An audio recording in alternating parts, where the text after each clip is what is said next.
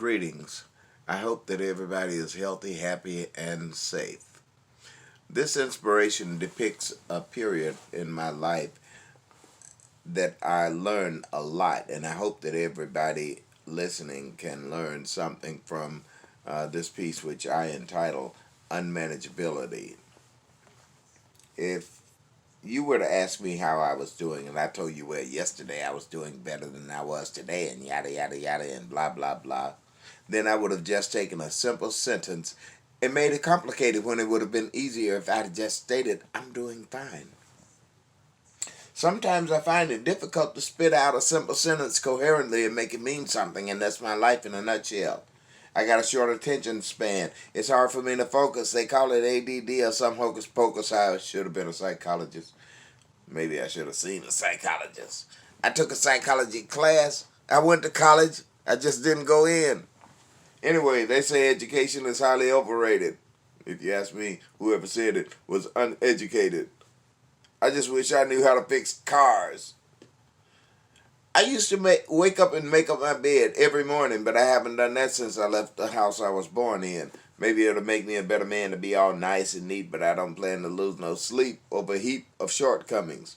I'm unmanageable, and that's the bottom line. I would like to get better, but I'm doing it one day at a time. I wanted to sound intelligent, right, so I would read the newspaper, but it would give me a banging headache in my left eye. So I would watch TV, but I don't like the news. It gives me the blues, and I can't afford cable, but I'm not able to get a picture without it, and that's how they get you. Now I get over 200 channels with nothing but crap. And so I sit up with the remote in my lap, watching the preview channel. Sitting up thinking I need to get a life. Maybe I can get a wife while I'm at it. Oh, forget it. Who in their right mind would want me and my idiosyncrasies? I'm missing about a half dozen left foot socks. They just up and walked away. I remember when I used to have a good memory. Nowadays, that's about all I can remember. I think I meditate too much, especially when I'm driving. Maybe I should wait till I get home, where it's nice and quiet. Yeah, right. I have to have the TV on before I can go to sleep. And darkness is not the source of my fears. It's that dismal quiet that overpowers my ears. In other words, silence is the loudest noise I've ever heard. Because that's when the committee inside my head begin to shout, telling me what to think and what to do and what to wear and what to say and how to say it and how to raise my kids and how to spend my money and how to spend my time and how to act and how to feel, and they don't even know. But still they tell me.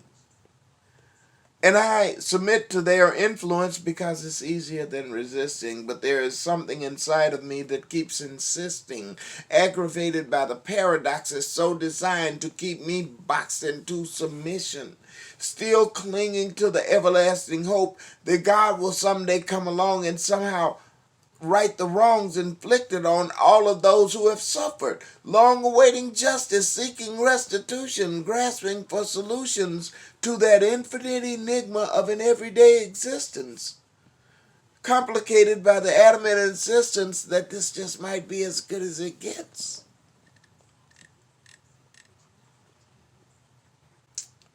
But then, somewhere in the raging silence of my thoughts, the voice of reason softly speaks, and the incoherent babble of nonsense slowly creeps away from my consciousness, and I can then, and only then, I can begin to appreciate my conscious contact with God.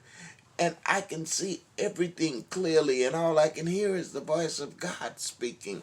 And I find myself seeking His will for me. And little by little, I see the pieces to the puzzle of my life assemble. And the day-to-day chaotic struggle has been abandoned for the time being, because a power greater than myself has restored me to sanity. And I no longer fear the quiet that I hear.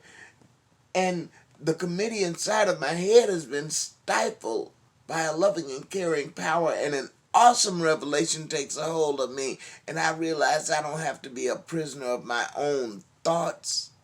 And unmanageability is not so much a state of being, but only a state of mind. I hope that you learned something. Stay safe, stay healthy, and stay happy. Good night.